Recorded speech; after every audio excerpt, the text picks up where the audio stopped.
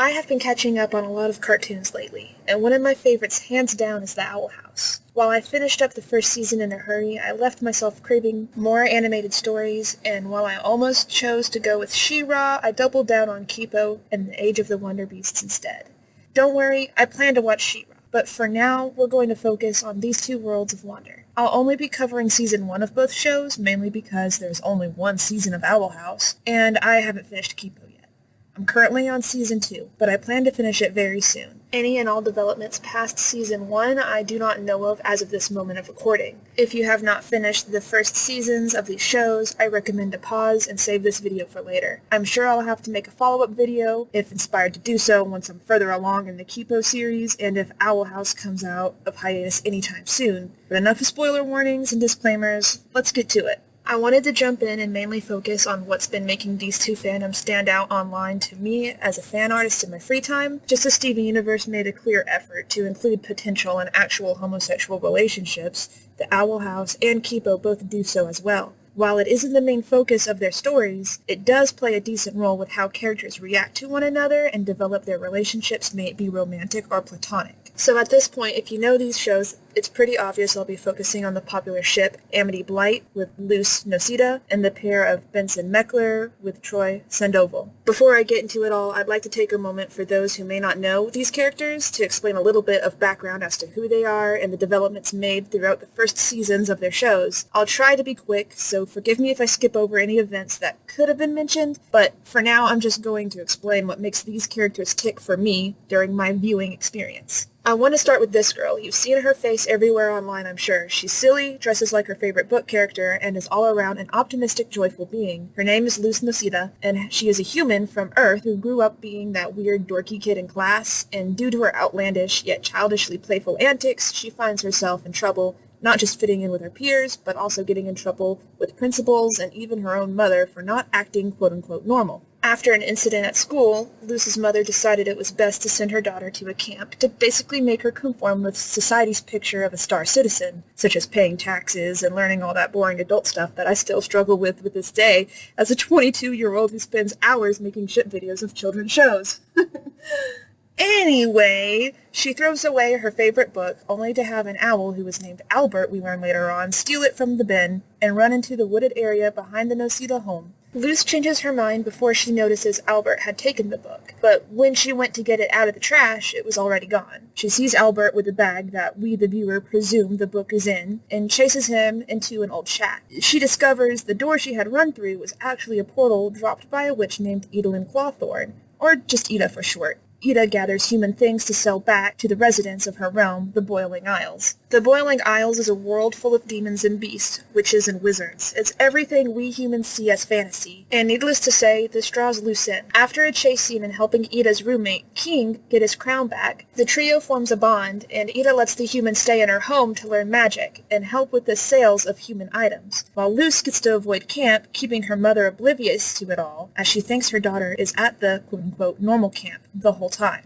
One of the first things we notice about Luce is she is optimistic. If I had to choose one word for her, that would be it. Her optimism is often her flaw, as we see it get herself and others in all sorts of trouble throughout the show. Usually she finds a way to solve most conflicts, though there is one conflict she struggles with a lot, and that was Amity Blight disliking her and her newfound friends. Amity Blight is a top star student. She's obviously a teacher's pet and seems to be searching for approval for everything. We don't know much about her parents yet, but we have the idea that they are well off and strict, as we learn that they were the reason that Amity had to break a friendship she had with Willow Park due to Willow not performing to standards of the Blight family. They want their daughter only to associate with the best of the best. All this was revealed later on down the line, but when I first saw Amity, I did not like her one bit. She was snooty, snappy, and rude to all the characters the show had taught us to love. The first time Luce and Amity came face to face was when Luce was pretending to be Willow's homework assignment, which was to create an abomination. Amity, who was used to being the best, was thrown off her throne when this quote-unquote abomination was witty and playful, unlike hers, which was the standard melty, groaning goop. Amity knew something was up instantly. Once Luce was revealed to be the human and not the abomination, their rivalry begins, though it may be mainly one-sided.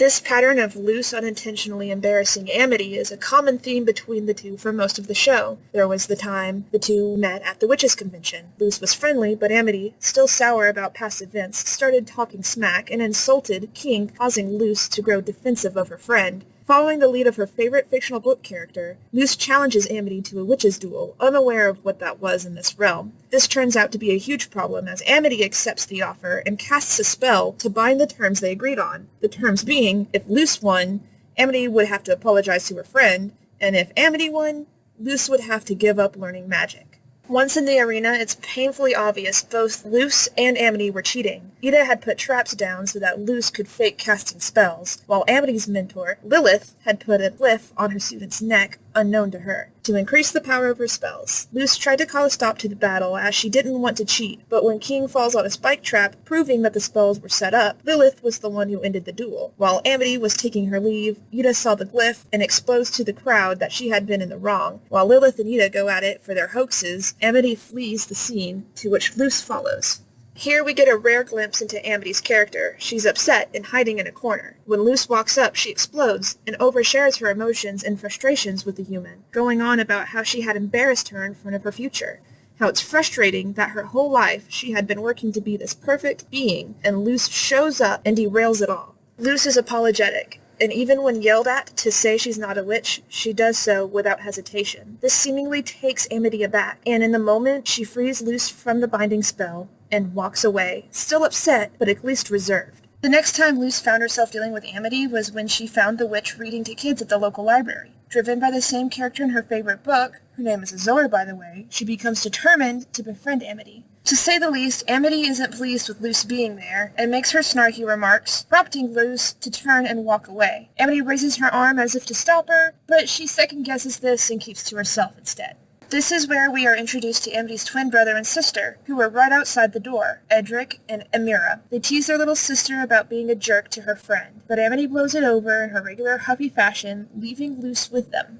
They proceed to invite Luce to have fun and prank people in the library. Luce is having a good time till the three get kicked out, but the fun didn't stop there. They return at night and continue their silly antics till the pranks expand to a secret room. Luce is impressed with the room as it almost had all the books of the Azora series, except for the last and overall looked like a cozy lo-fi scene. The twins reveal that this is Amity's hangout, and mock her for being dorky, for being into books and whatnot. They explain their plan to find Amity's diary and make it public as a form of payback, due to their claims of Amity ruining their fun and tattling on them. Luce doesn't like this idea and pretends to look for the diary to please the twins. She notices a hand-drawn Azora book and picks it up out of curiosity, unintentionally finding Amity's diary. When she opens the book, most likely expecting Azora content, Luce was instead faced with a page Amity had written about her. This clip is short, but we can see Amity is having extreme reserve about how she has been treating Luce. She doesn't want to be cruel, but she can't show weakness. Beautiful insight that this bully character had her motives, and might be more of a victim than an abuser. Luce shuts the book before it was read any further, but it was too late and the twins noticed that the diary had been found. The twins were confused why Luce wanted to keep the diary away from them, but our good-hearted protagonist explains, even with her rough nature, no one deserves having their private thoughts exposed. The three then tussle over the book, causing pages to spill. As Luce hurries to gather them, Amity enters the scene, face red as a tomato and furious. She shouts at her siblings, but when she turns to Luce, her tone shifts. Even the music in the scene comes down with a slow piano and a hum of strings, emphasizing how down-to-earth this moment is.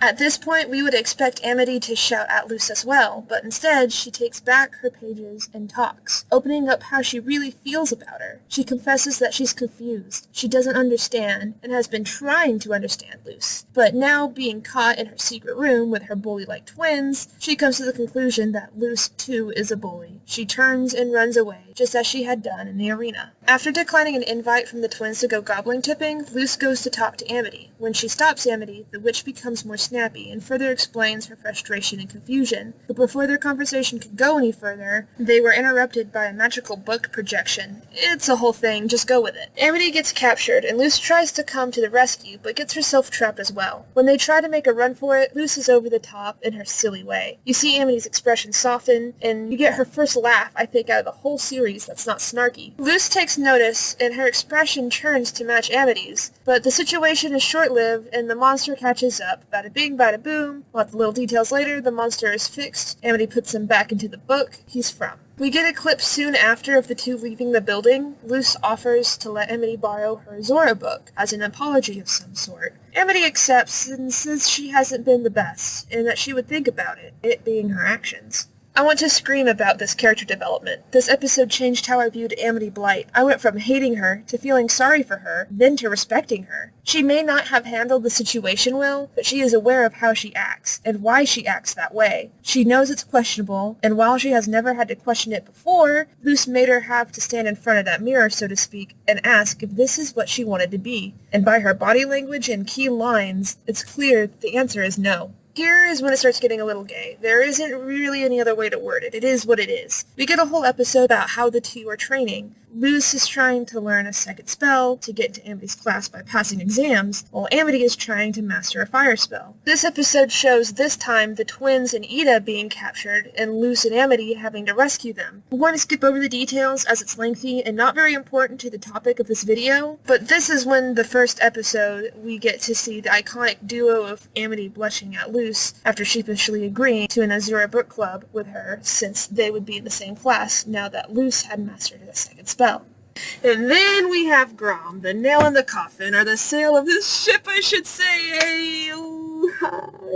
Grom is prom on the Boiling Isles. There is a dance, and there are kings and queens elected, and so on. This year's Grom queen is the school star student Amity. While Luce is excited, Amity is upset by this. It's later revealed that the Boiling Isles Grom is the name of a beast that lives under the school, and once a year the king or queen has to face Grom and conceal him for yet another year. However, this beast is known for showing off one's true fear. Amity became decently depressed. She explained her fears were embarrassing. Seeing Amity upset by the situation, Luce, in her optimistic, no-planning-ahead way, agrees to take Amity's spot as queen and face the monster for her. Amity allows this, and before long, we have another scene with a child holding weapons ready to murder things, in this case, a giant shape-shifting nightmare monster. Grom reads Luce's fear like a book, and turns into her mother, upset that Luce had been lying to her about where she had been this whole time. Overwhelmed and unable to face her mom, she turns and hightails it out of the building. Grom takes chase. Luce runs blindly till she's cornered on a cliffside, while Grom creeps forward, continuing to lash Luce with motherly disapproval and disappointment. Ida appears on the scene, and manages to hit Grom with a spell catching its attention, and turning it to attack her, only to have Amity jump literally out of the trees? I don't know. I can't explain that one. Go with it.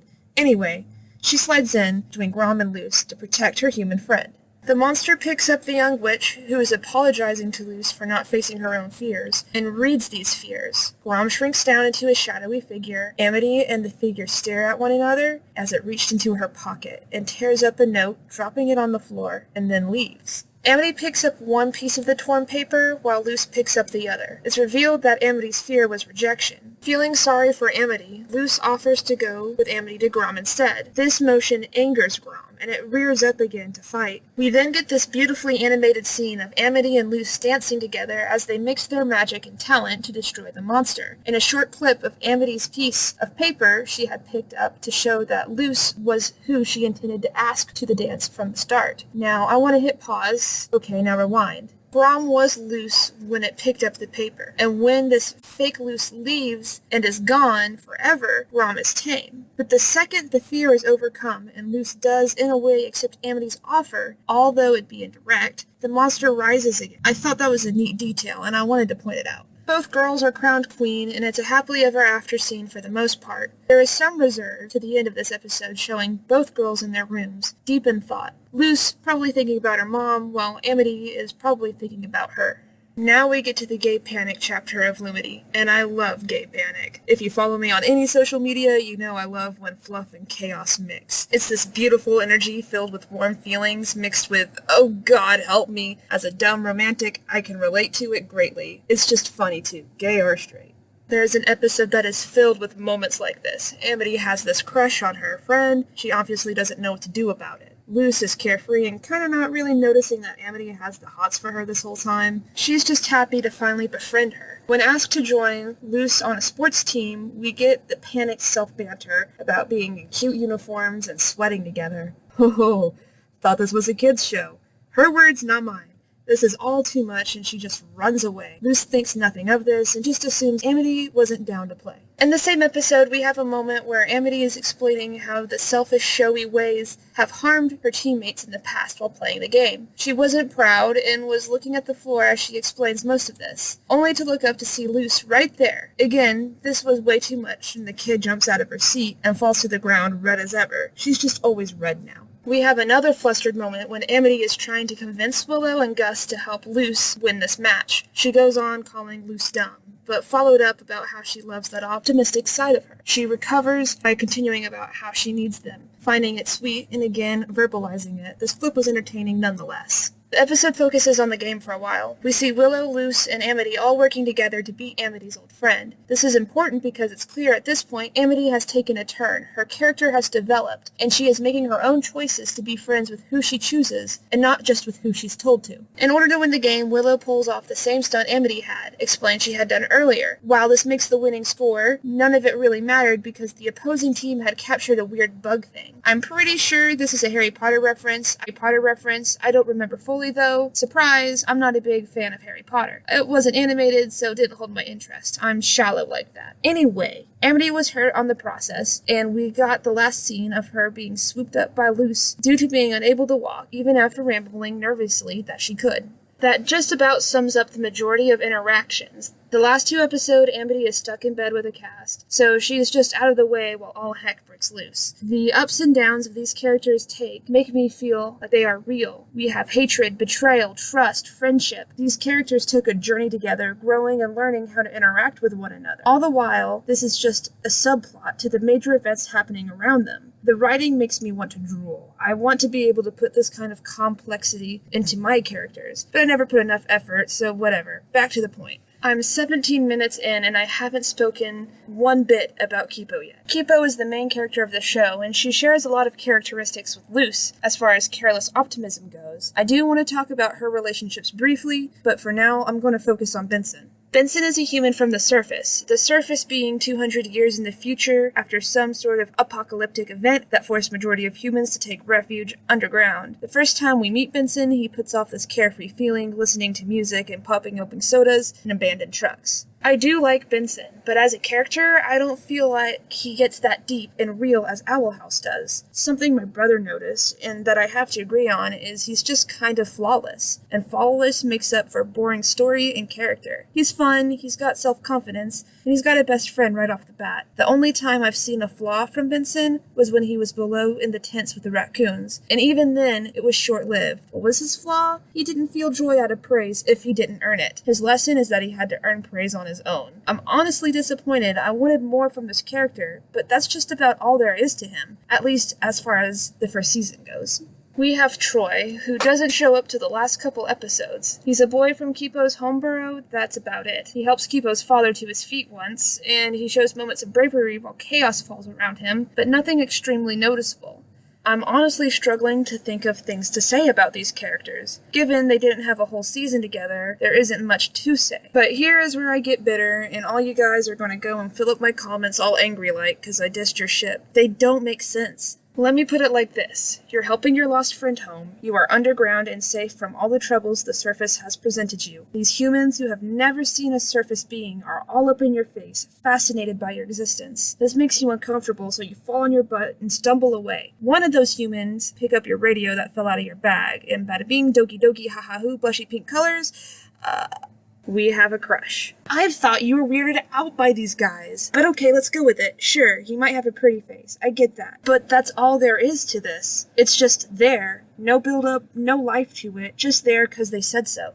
Why does this bother me so much? Am I insane? Yes, but that's besides the point. Here we have a complex, well-written story. I adore Kipo and Wolf. I adore a lot of these characters who learn and change over time, but Benson is just kind of there to be the perfect gay. No one's perfect, and while Owl House makes things feel real through all these stories and side plots, Kipo, in the Age of the Wonder Beasts, just slapped down the rainbow flag without a moment's thought. Or so it feels as of Season 1. At this point, I'm frustrated because I know they have the ability to make the audience warm up to the pairing of their characters. And this is where I want to bring back Kipo, as in the character. We get a whole episode of the writers trying to lead us on that Kipo is growing a crush towards Benson. He's doing all these sweet, kind things for her that no one's really done for her before. She's flattered by it all and confesses that she likes him. They spent more time and effort putting these two characters together just so that they could slap you in the face with, "Nah, I'm gay," and bring it down. Sure, that stuff happens, and this happened to me, and Kipo's reaction was perfect. I think that moment did matter because it felt realistic, from build-up to breakdown. Handling the awkward rejection, yet continuing their friendship is honestly a beautiful lesson to be had.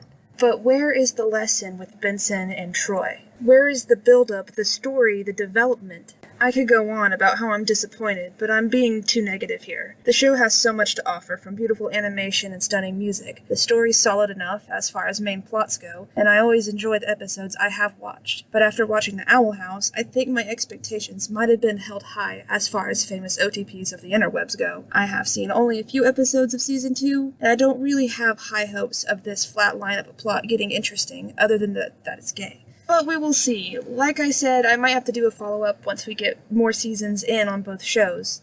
How do I end this video?